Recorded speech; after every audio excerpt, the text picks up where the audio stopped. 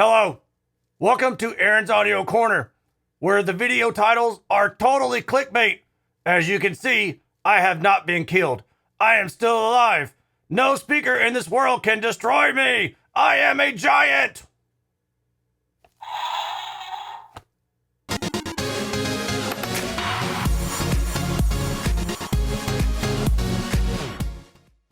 Hey folks, today I'm going to be talking about the Edifier MR3.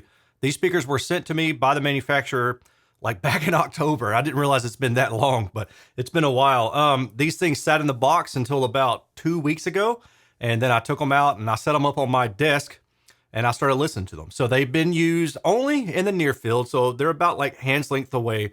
Right now I'm using the Kali LP UNF, which retail for about $300, and I think that the Kali LP UNF is probably the speaker to beat in this size. But the Kali LP UNF is like 2.3, I don't know, 2.3, maybe 2.4. My math is not good right now, but the Kali LP UNF is more than the Edifier MR3, which is what I'm showing you here. These retail for about $120 to $130 a pair. I've seen them kind of that price on a couple different websites. I'll just go ahead and tell you right now up front, this really and truly is the best speaker at this price point that I've seen. It might be kind of tied with the NUMI BS5P. Now that's a really good speaker. And depending on the use case, the NUMI BS5P may still be a better speaker, but the BS5P is a good bit larger than this one. So for desktop use, and I've tested, I don't know, maybe like 10 or so different speakers about this size, this is the best one I've come across, honestly.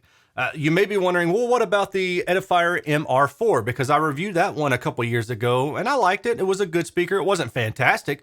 I think it retailed for about maybe $130 at the time. It was a good speaker.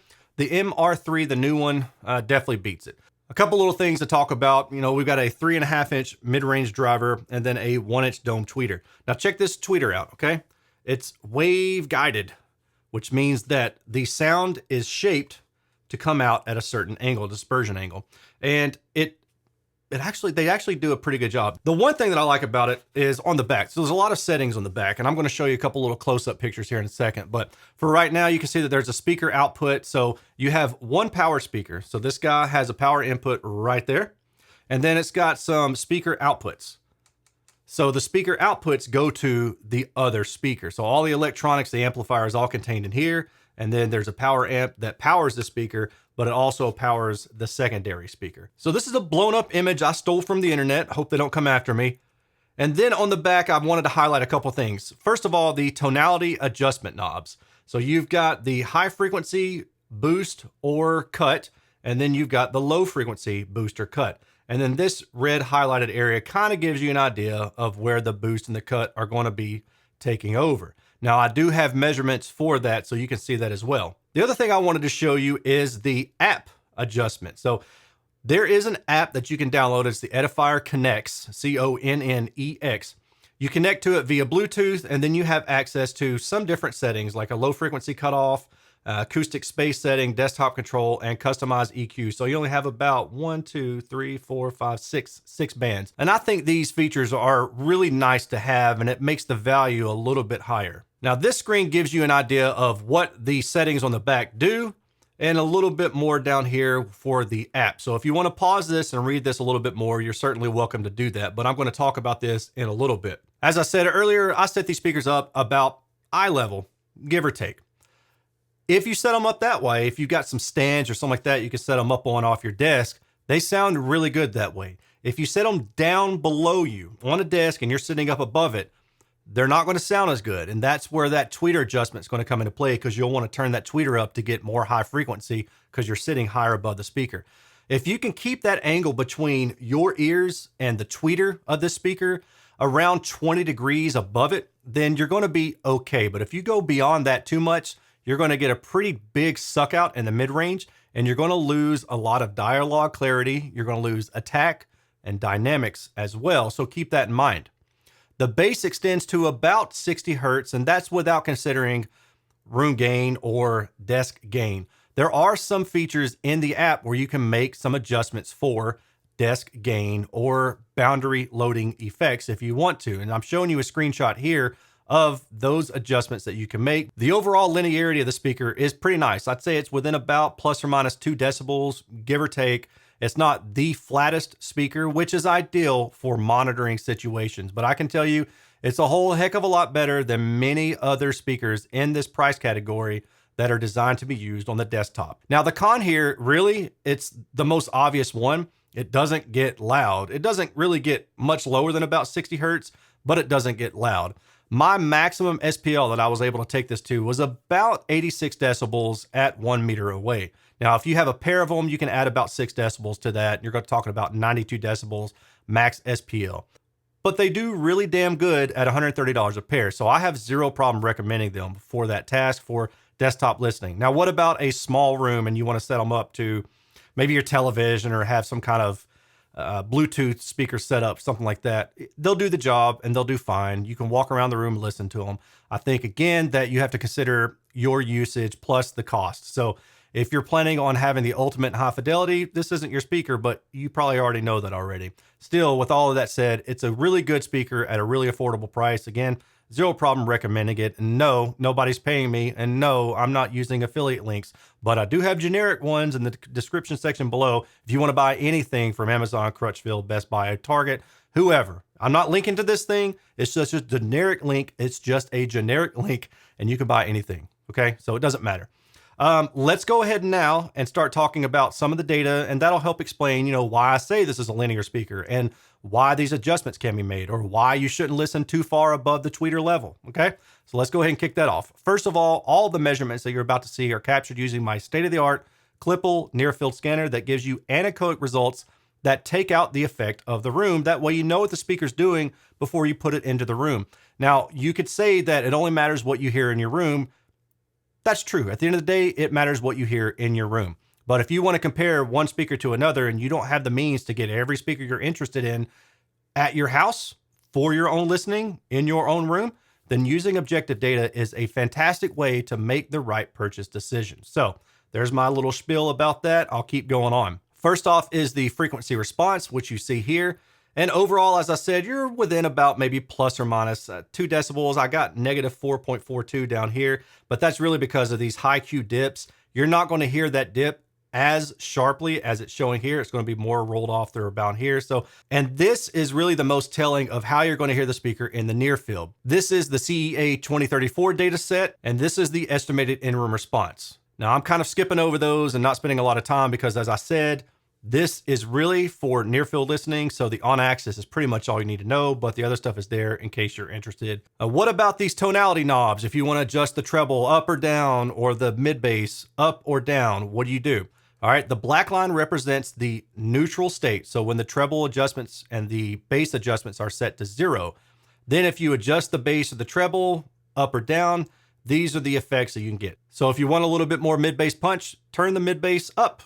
Okay, if you feel like it's a little bit too boomy, turn it down. If you're sitting above the tweeter at your desk, you're probably going to want to turn the tweeter level up, and that'll give you another maybe 3 decibels or so in the tweeter. Let's talk about horizontal dispersion. How much wiggle room do you have to do like this and things to sound tonally the same? Imaging is going to go to whatever side you're closest to. Well, within about 60 degrees to the left or right of the speakers, you're going to have a pretty similar tonal profile. So if you're sitting at your desk and you're wiggling around and you're jamming out, well, most likely if you're jamming out, you probably don't care about the tonal balance. You're just enjoying the music, but you have some wiggle room there, and I like that feature. What about vertically? As I said earlier, if you sit too far above the tweeter level, around 20 degrees or so, you're going to notice a hole in the mid-range. It's going to be occurring right through here. So don't go too far above that tweeter level. This is the harmonic distortion at 86 decibels and then at 96 decibels. And if you're paying attention, you probably go, hey, why is 86 pretty much the same as 96? Well, there is some difference on the bass, but through the mid-range, there's not a lot of difference. The reason for that is because this speaker implements a limiter. And a limiter basically just says, I've got incoming signal. I know what the speaker's capable of. This signal is going to make the speaker drive too hard. It's going to have too much excursion. It's going to result in too high of distortion, too high of output totally. and we want to make sure that we don't have a lot of these come back on warranty. So we're going to limit the output capability of the speaker. So regardless of how much you keep feeding me, I'm going to stop putting more output from this speaker. Okay. So that's what we see here.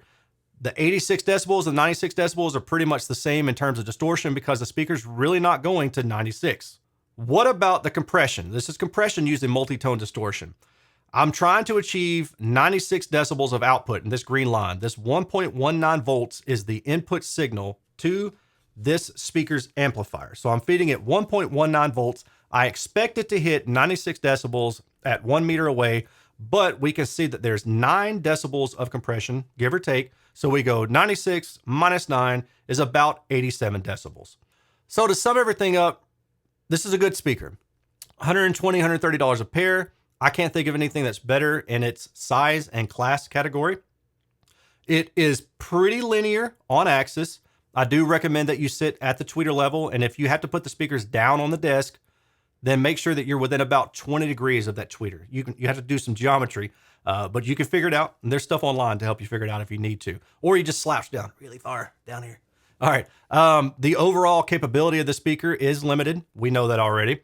The extension in terms of bass gets down to about 60 hertz on your desk. You'll be fine. If you find that you need to adjust the treble or the bass, you've got some knobs on the back to do that, or you can access some EQ settings via the app. And then there's also some additional settings for boundary gain, things of that nature on the app. So in other words, you can pretty much tweak the speaker to get a very good overall balance at your desk. It'll sound good. If you want to use these in a small room, go ahead, you'll be fine, but just don't expect a lot of output. And then in terms of comparison to something like the Edifier MR4, this is the better speaker. Get the MR3. I don't know if the MR4 has been discontinued, but it doesn't matter. The MR3 is the better speaker subjectively, and it looks like my data backs that up as well. And that does it for me. As I said earlier, if you want to help support this channel, you can do so one of two ways. You can join me at patreon.com/Erin's Audio Corner, or you can use the affiliate links that are in the description below. They're generic affiliate links, which will allow you to click that link, and then you can buy anything through that link, and I'll earn a small commission. And that's what allows me to keep doing what I'm doing. I think that does it. I hope you guys enjoyed this giant killer, and I'll talk to y'all later. Take care. Peace. Peace. Wait. What's that? I hear a speaker. Oh no! My arch nemesis! It's the Edifier MR3. MR3!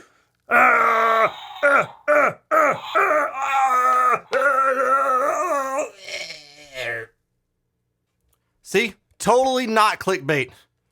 Godzilla was destroyed. Oh, shoot. Godzilla was destroyed by the speaker.